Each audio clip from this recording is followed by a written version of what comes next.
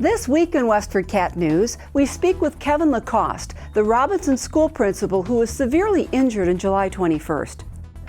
And I suppose that one of the strong reasons that I wanted to do this interview was to be able to just have an opportunity to thank the community. Allie and I would love to write 3,000 thank you notes, but with everything else that we're doing, I don't know that that's really possible for us to do. We tell you about the handheld devices that voters will use at special town meeting on October 28th. And we feature the photographs of Westford Academy alumnus Andrew Fortier that are now an exhibit at UMass Lowell.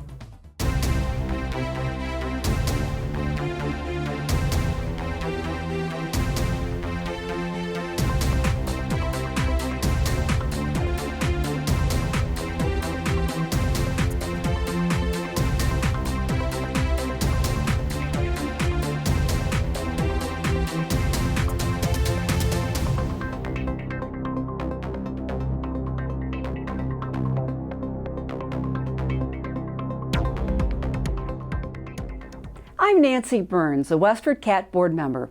Before we get started, I'd like to remind you to sign up for our email alerts to get our latest Westford news articles. Just visit westfordcatnews.org and click on the red subscribe button in the upper right corner. You and me, we got this. That's what the sign hanging inside the Lacoste home says.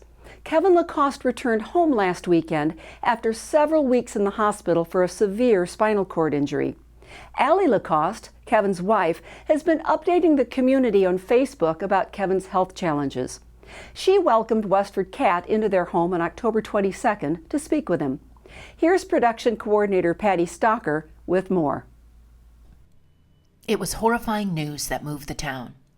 Robinson School principal Kevin Lacoste had sustained a severe spinal cord injury on July 21st after falling from a tree in Westford while with his family.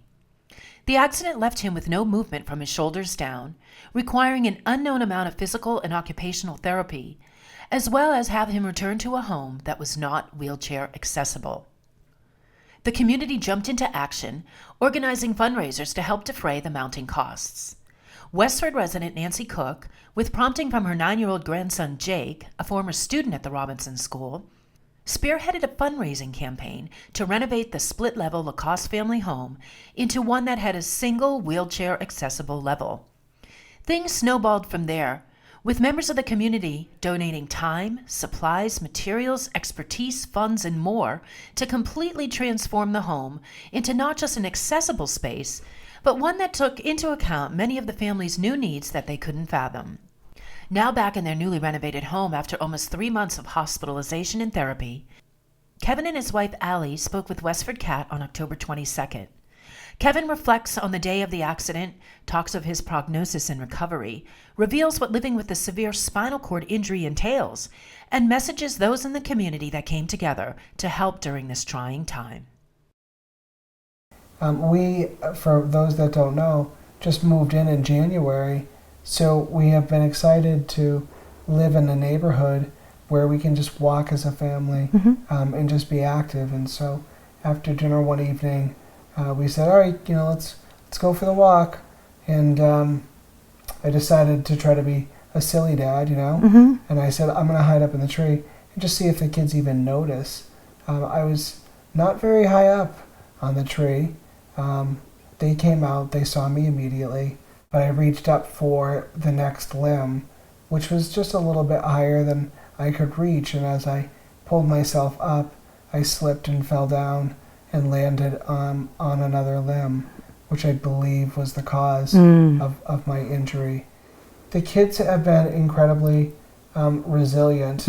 We've talked about things quite a bit as a family, and of course shed a lot of tears over that. Sure. My first trip when I got home was not to come inside. It was to visit the tree and try to make peace with that. But the kids are so amazing. We wouldn't be able to have kept things as normal for them without my in-laws and my parents, my sister and brother-in-law, who just, while Allie was at the hospital with me each day, just keeping them in a normal schedule, and letting them have, the type of summer that they normally might do. This is an opportunity for me to share more information about spinal cord injuries, what movements I do have. What movements do you have? Yeah. So obviously right now you can see I have movement of my head and neck, and I can move my shoulders really well, and I have some feeling going on in my biceps, and that's through a lot of work of the OT and PTs. So that's really where most of my movement is. But I do have sensation in other parts of my body, which show that some signals are going from my head through the spine to other parts of my body. So we hold on to those as hope that perhaps maybe I'll get back some of the function in those areas of my body.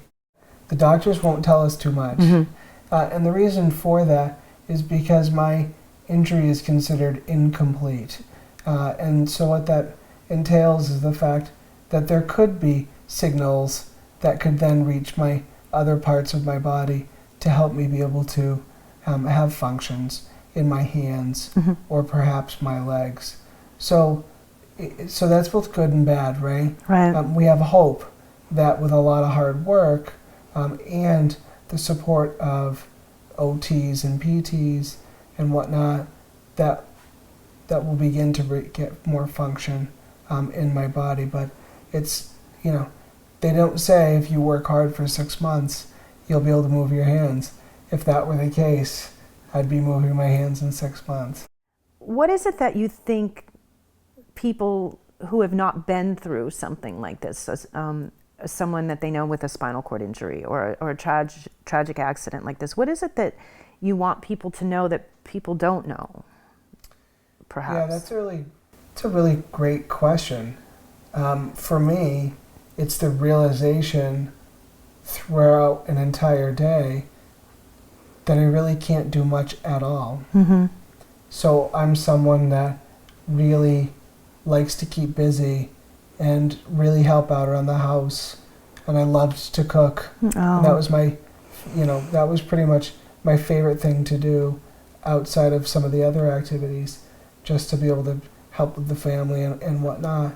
And I think that's been the hardest thing for me, transitioning home, is watching everybody do things for me, and I can't help out right now. And I suppose that one of the strong reasons that I wanted to do this interview was to be able to just have an opportunity to thank the community. Allie and I would love to write 3,000 thank you notes, but with everything else that we're doing, I don't know that that's really possible for us to do. So I think, first I just really want to thank the community for supporting our family. There have been so many things that have happened behind the scenes that we don't even still know about, but have been taken care of for us and taken it off our plates. You have no idea how much that means to us, so that we could focus on, getting better and healing, especially early on. And I just can't say enough how overwhelmed we are with the generosity. We've shed a lot of tears every time we hear about something that somebody else has done. I could probably spend an hour giving you stories that I know of, and I know there's a million more to tell, but just the generosity of time and donations has greatly been appreciated. We look very forward to being able to repay this in some way to our community. And once I'm better, I think we'll start to do that. Well, Allie Lacoste takes a leave of absence from her job as a teacher to stay home and take care of her husband, as insurance does not cover the cost of a full-time home health aide, according to Kevin. The fundraising for the family continues. To help defray the rising medical costs, including therapy and aids, as well as to help with the Lacoste mortgage, make your checks payable to Kevin Lacoste and mail to Nancy Cook, P.O. Box 869, Westford, Massachusetts, 01886. To watch the entire interview with Kevin Lacoste, visit WestfordCAT.org and be sure to stay tuned to WestfordCAT as we follow up with Kevin and Allie to see how the family is doing in the future. For WestfordCAT, I'm Patty Stalker. Special town meeting begins Monday, October 28th at 7 p.m. in the Abbott School. A request to purchase software to streamline billing for a federal mandate on stormwater management may generate discussion. The funds for Article 6 would be used to account for a 5-tiered fee that will raise the additional $1 million needed to comply with the mandates. Officials are asking voters to approve about $75,000 to purchase software for the Water Commission and Finance Department. Voters will also be asked to approve an enterprise fund to isolate stormwater revenue. Selectmen voted unanimously on September 9th to charge residential property owners a fee based on the amount of impervious surface that exists on their land.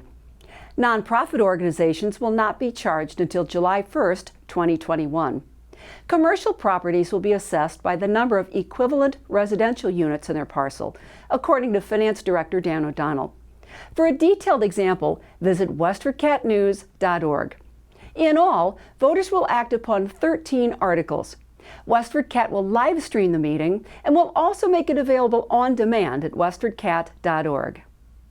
In an effort to improve the time it takes to count hands or heads, town officials are borrowing about 450 handheld electronic devices from Option Technologies of Orlando, Florida, that will register votes at town meeting.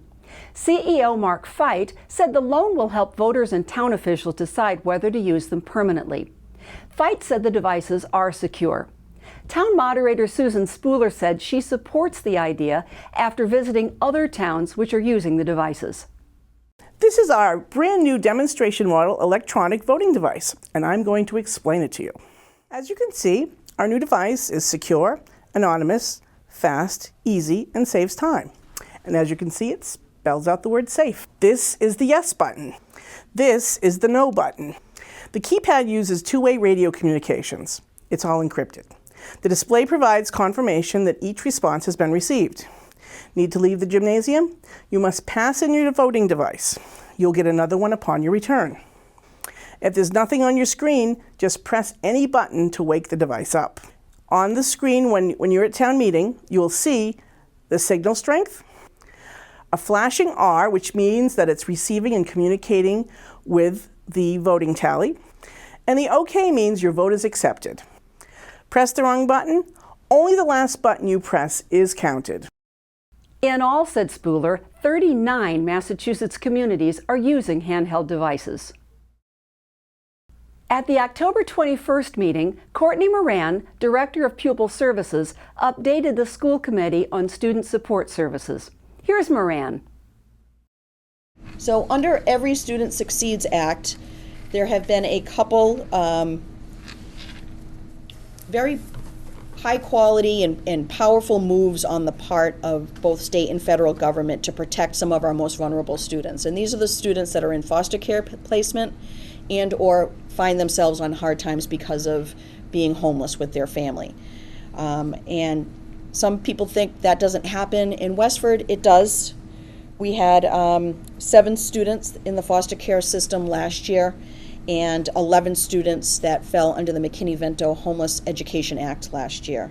Those students were either doubling up with other members of their family in Westford or living in hotels and motels. This is a strong program for students because when students fall on hard times, which of no fault of their own, they're able to stay within their school of origin. And that's very powerful for those kiddos because sometimes the teaching staff and the school nurse, the guidance counselors, the administrators are the strongest connection that a student has during these difficult times. And so for a student to be able to return back to their school of origin, that's one less thing that they have to think about during those 6 hours where going home at night is just not as comfortable as it is for our other student body. To watch the entire school committee meeting, visit WestfordCAT.org. State Senator of the 1st Middlesex District, Ed Kennedy, joined News Director Joyce Polino Crane in the studio on October 18th with an overview of his first 10 months in office. Kennedy's term began in January after he defeated 4 other Democrats and a Republican to win the seat. A Lowell resident, Kennedy talked about State Senate Bill 962, an act encouraging the donation of food to persons in need. Here's what Kennedy had to say. There's basically what it does is, you know, there are restaurants that maybe have food at the end of the evening that they could provide to people that are hungry or that need the food, but they're reluctant to do that because of, first of all, the liability, and also and so this would help to change that liability so that they'd be able to donate that food. And another part of the bill also does kind of the same thing for farmers. You know, farmers have excess crops that they could donate as well, but it's extra work for them to do that, so there's not so much incentive to do that. Yeah. So what this bill would allow is a tax deduction. To watch the entire Main Street episode, visit WestfordCAT.org. And now for our feature of the week. Andrew Fournier, a Westford Academy alumnus and a recent graduate of UMass Lowell, has a number of his photographs on display in one of the UMass Lowell buildings.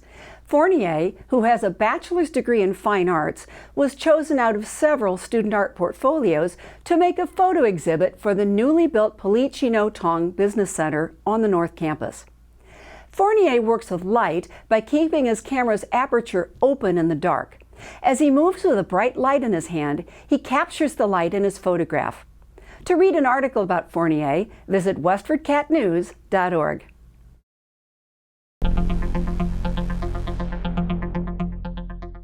Here's the news from Town Hall. Hi, I'm Jody Ross with the Town Manager Update. I hope all of you have marked your calendars for our special town meeting, which is Monday, October 28th at the Abbott School Gymnasium, starting at 7 p.m. We need 200 voters to start the meeting.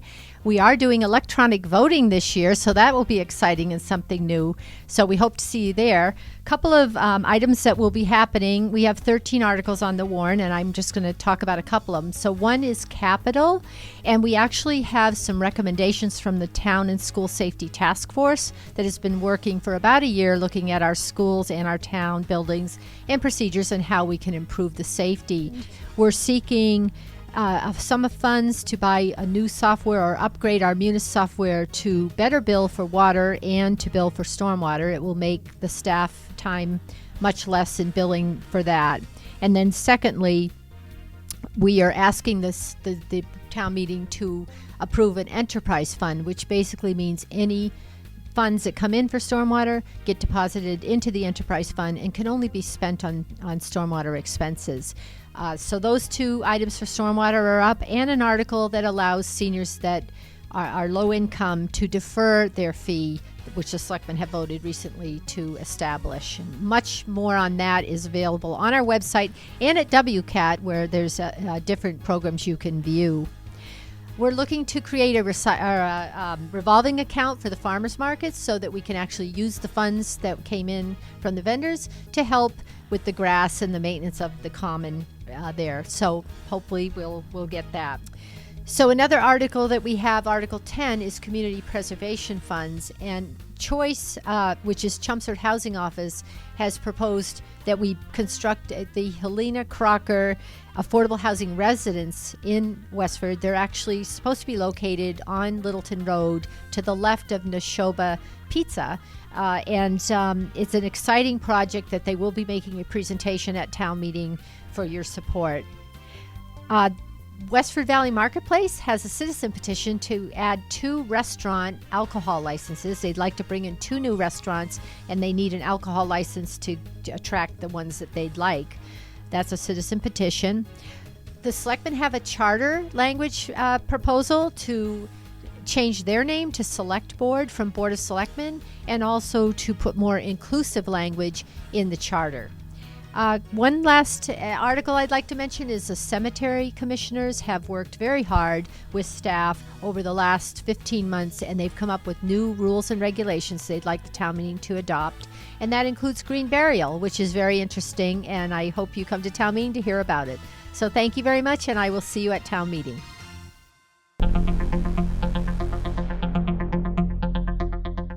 Active and friendly Amra, a 2-year-old terrier pit bull mix, is available now for adoption at the Lowell Humane Society. Here's Patty Stocker with more. Say hello to active and handsome Amra, a 2-year-old terrier pit bull mix, available now for adoption at the Lowell Humane Society. Here's the shelter's marketing and fundraising manager, Crystal Arnott, with more.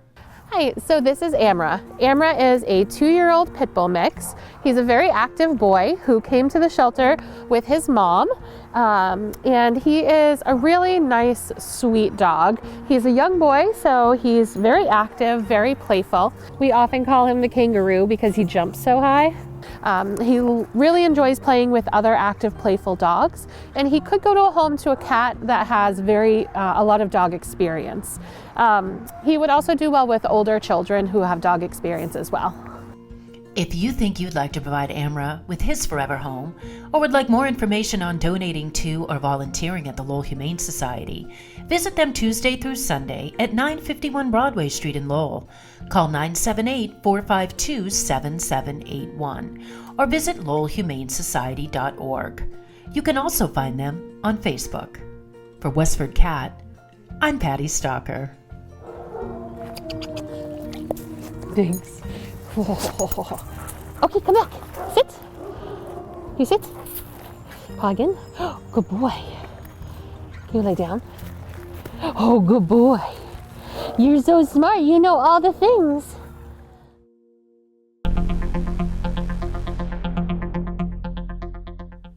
Crisp air, falling temperatures, looks like winter is coming. Here's what weather.com is forecasting.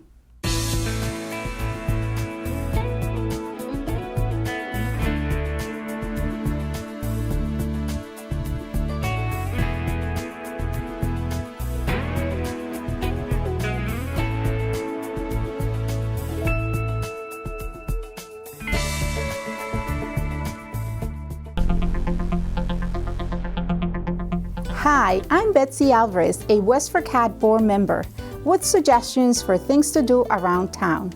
Join State Representative William Golden for his 5th annual Restaurant Charity Stroll to benefit Hidden Battles. Stroll through downtown Lowell and sample small bites from participating restaurants on Saturday, November 2nd from 1 to 5 p.m.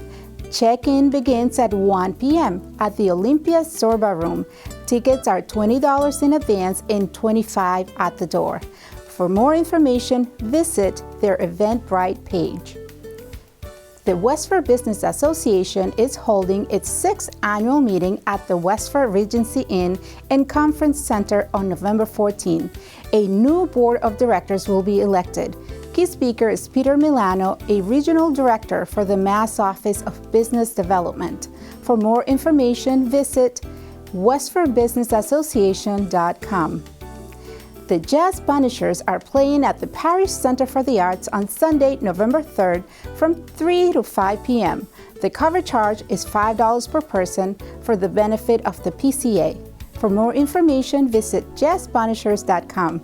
Back to you, Nancy. That's it for now, Westford. We leave you with scenes from the October 17th rally in the town common that was organized by Sunrise Westford.